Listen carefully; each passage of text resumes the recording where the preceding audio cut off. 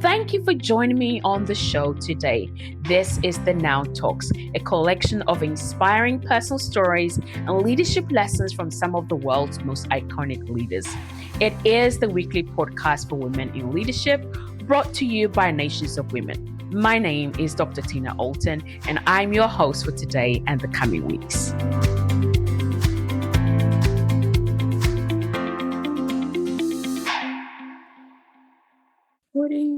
Yes, so good morning, good afternoon, good evening to you, wherever you have joined us from. My name is Tina Alton. I'm the CEO and president here at Nations of Women. For those of you that don't know me, I have the honor and the privilege and the delight of having one woman who is my friend, my sister, my confidant, and so much more in between. And she is none other than Dr. Linda Wallace, all the way from California, United States. Thank you so much, Linda, for saying yes to joining us today. Oh, it's an honor, Tina. Thank you so much for inviting me. Thank you. So I want us to, kick off really looking at your journey as a leader, right? And so by way of introduction, I would love for you to just introduce yourself to us in your journey to becoming a leader, a woman of impact, a woman of influence, a woman, called to the nations. It's like you're a mighty pack of how do you call it? Those power shots they have where they like you take it and literally you have your vitamins, you have your everything you need is packed in there. And I see you as this mighty oak, as you are. So what has been your journey to becoming a leader? Just by way of introducing yourself. Tina, I don't think that I really started out thinking of myself as a leader. I don't think any of us do. I think you just evolve. And in the process of living, you discover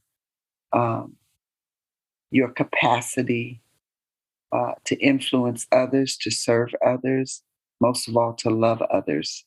So I think that those are some of the key ingredients. It's just growing in your capacity to love others. And when you do that, it opens opportunities for you to, I guess, lead as you're defining leadership. So it isn't like a destination or an outcome.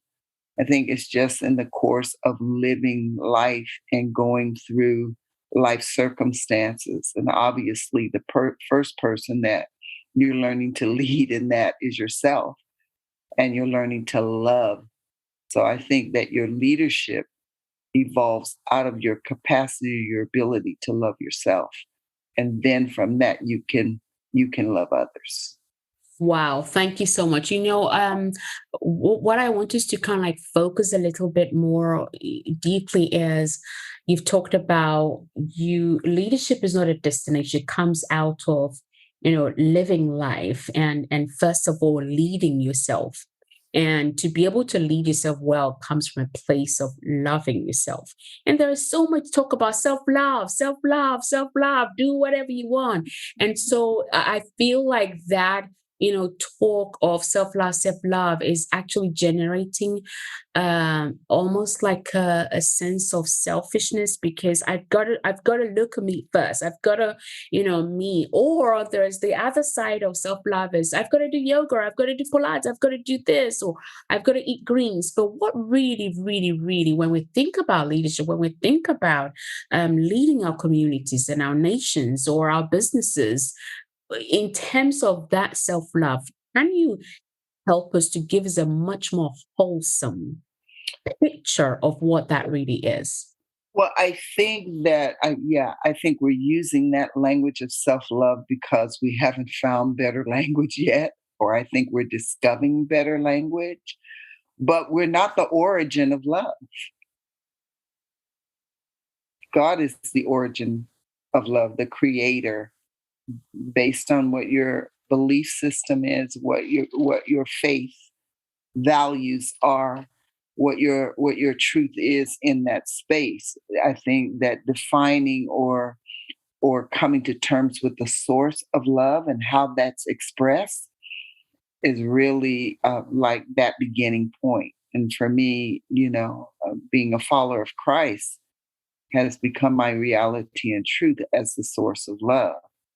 And just walking out in life, um, unveiling what that looks like and how you can recognize when love shows up in the midst of adversity, in the midst of challenge, in the midst of change. So it's not about the self love as if you create that or you initiate that, but it's about just embracing every opportunity where you can be more accepting of your limitations and also accepting what you're able to also accepting your ability to increase in your capacity to love.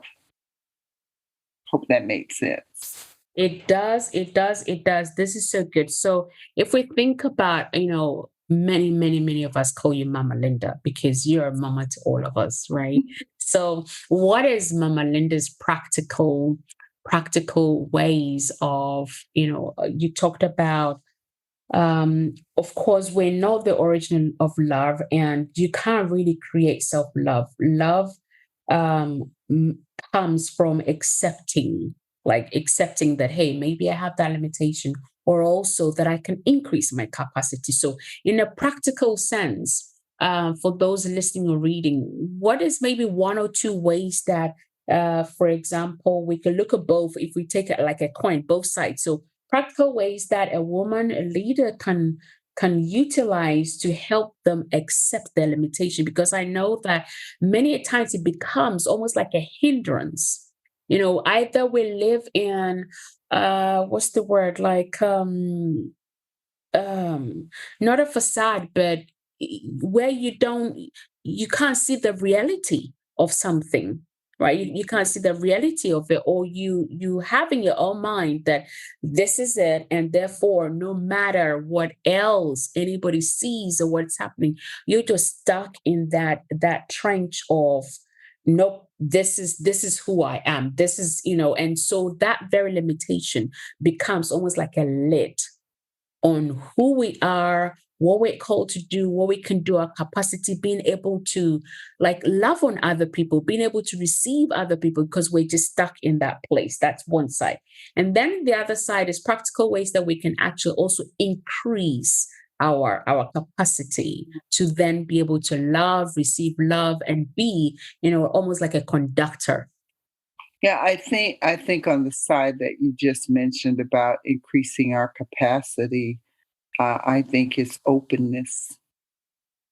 It's just remaining open, um, and then it's just where are you grounded spiritually? What's again your source of love? Where do you draw your love? Where do I draw my love from? My love comes from the place of intimacy in the expression of my relationship with God, my relationship uh, with the one who created me. So I think that keeps my capacity enlarged. I think we implode and we shrink when we don't have a place that we're sustained in love. Yeah. So I think it's spiritual, definitely in that place, um, because we just start shrinking. I think you can shrink if you don't receive, but you also shrink if you're not giving either. Wow, this is so good. That we shrink when we're not receiving, and we shrink also when we're not given. And you talked about openness is the key to increase our capacity, but many, many, many times I come across leaders that are not very keen on being open. And sometimes it could be because you've kind of like been vulnerable and shared maybe a challenge you have, and then it's taking out. And so I find that some leaders like would gauge or would be guided. So how if anybody finds themselves in that situation, but then they have a desire, they have a yearning to really move past that, what is maybe one or two practical ways that they can look at to help them be more open? Yeah, I think that you just have to really be intentional about cultivating relationships that contribute to you feeling safe. You know, some people are have capacity for more community than others, but I do think that you need some form of community, some form of relationships that where there's real authenticity and transparency. You know, I have to feel safe with you in order to be able to open up to you, but also I have to be willing to take a risk, to be engaged with someone other than myself. We can't live on an island. We can't live insulated and isolated. We have to interact with people. And I think that the more that we're willing to do that, to take the risk, we are going to be hurt. We might be misunderstood. I mean, that's just part of it. But eventually you come into a place where you do it often enough that you become that person maybe that others are looking for more so rather than what you're looking for. So it can become mutual, I think. So good. I can't write fast enough. I'm like, now like, okay, I need to be able to read my notes again, but I'm just taking so many notes, and I We were love what born you for said. relationship. We were born for interaction. Everybody needs somebody, Yeah, you know. yeah. And I think the more that you are intentional about that, the richer your life can become. Mm. Yeah. Wow, wow, wow, wow. So, if we think about, like being intentional about cultivating relationships with other people, but also the relationship with them is a relationship that makes you feel safe, and I feel like that is a good indicator on actually when I'm with these people, I feel safe. So the big moment you begin to feel that, you can take a risk. The moment you begin to feel that, you can take one more risk and another risk and another risk and another risk. And like I said, eventually we then become that safe space for other people, right? Yeah. We then Yeah. become a safe space for other people. This is so, so good. So as a leader, as a mama, if there is one thing that the listeners can learn from your life, or those reading can learn from your life, and me particularly, I've been dying to ask you this question. If there is one thing, or maybe two or three, however many you want to bless us with, right, that we could learn from your life, what would that be? I like to think that I have, and it's always progressive. Keep cultivating, keeping intentional about valuing other people, like putting myself in their place. Like if I were in a particular situation, how would I want to be treated? How would I want to be heard? Or how would I want to be responded to? And I think keeping that top of mind um, helps to navigate and helps to support people. Yeah. That is so good in terms of I think, not I think, but I do believe that, because I see that so much in you in terms of the intentionality with which you cultivate relationships, the way you steward our hearts and relationships. And no matter how long we go before we speak, the moment we are on the phone or chat, it's like there's not been any time missing, right? Because we there is that intentionality on both sides where we've cultivated that safety and that joy and that, love. I love the presence of that person. I love spending time with that person. And so I just think that the foundation to being able to come to that place is, I guess, pausing and then thinking, if I switched shoes, like you say, if I switched shoes with that person, how would I want to be responded to?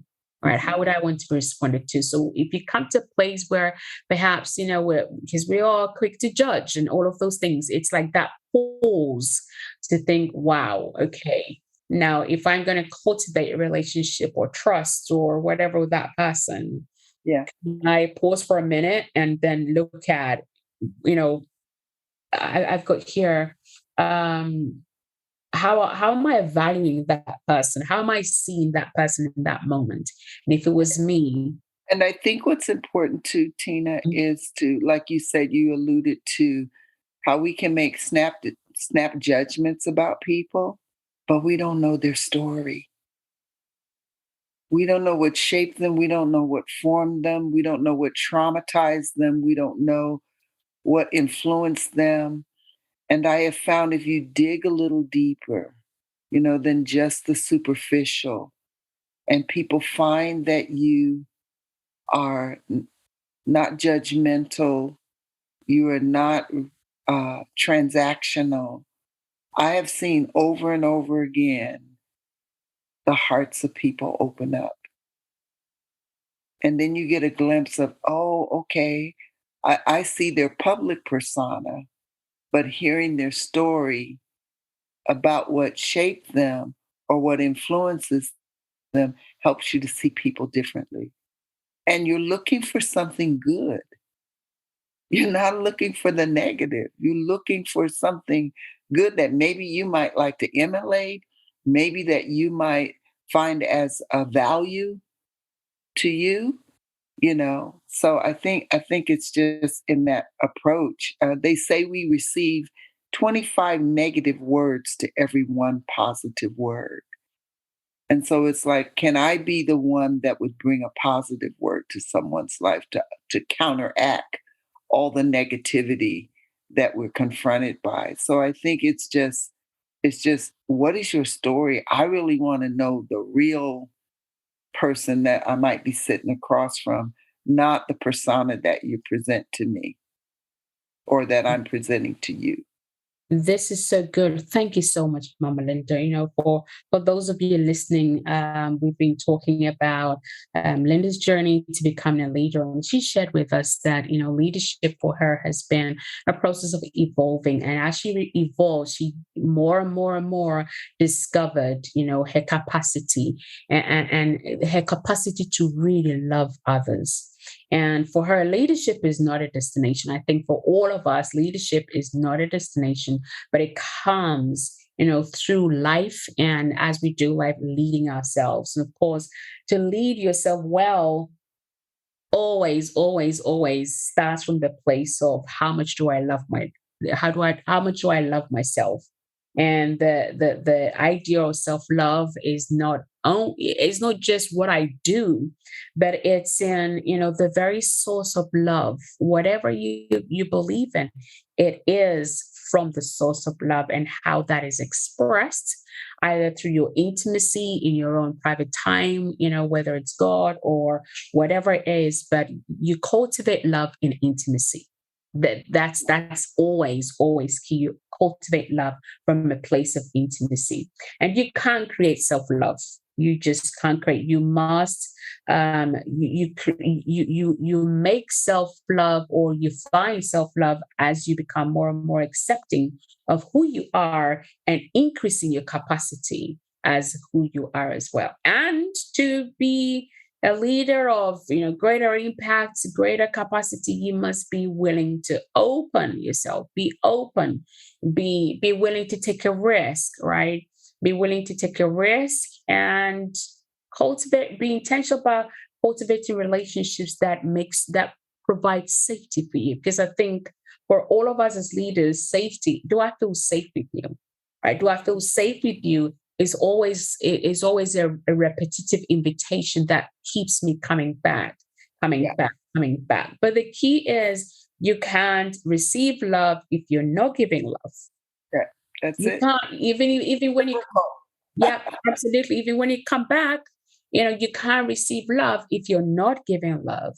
And you can't give love if you're not receiving love. So it's a two-way street. It's a Yeah. very fine balance, but it all comes as we're intentional about cultivating I think the importance of that thought, Tina, of the giving and receiving love is that you allow your capacity of giving to outgrow how much you're receiving.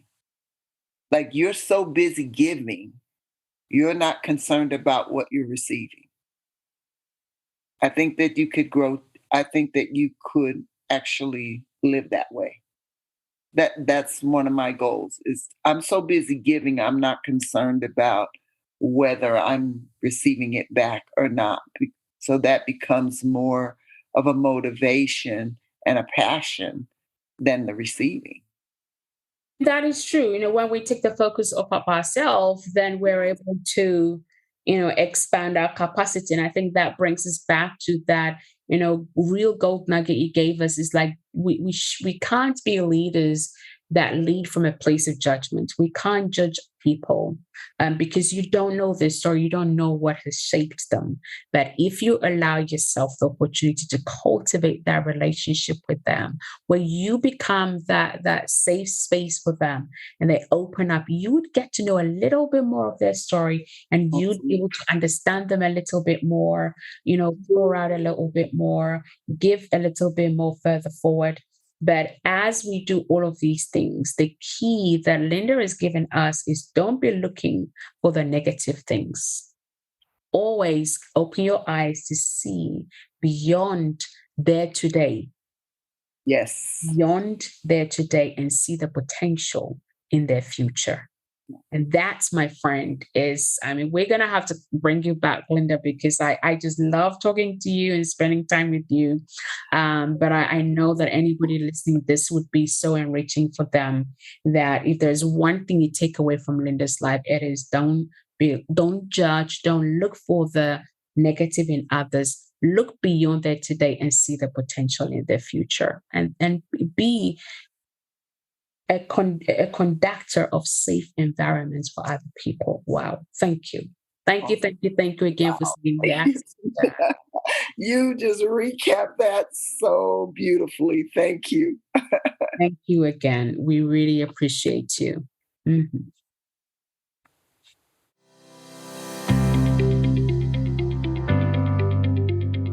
And that's all for this week. You've been listening to Dr. Tina Alton with the Now Talks, the weekly podcast for women in leadership, brought to you by Nations of Women. All that remains is for me to say have a fantastic week, stay safe, and reach out if you need any help now at nationsofwomen.com. Until next time, enjoy the pursuit of your potential and remember, now is your time.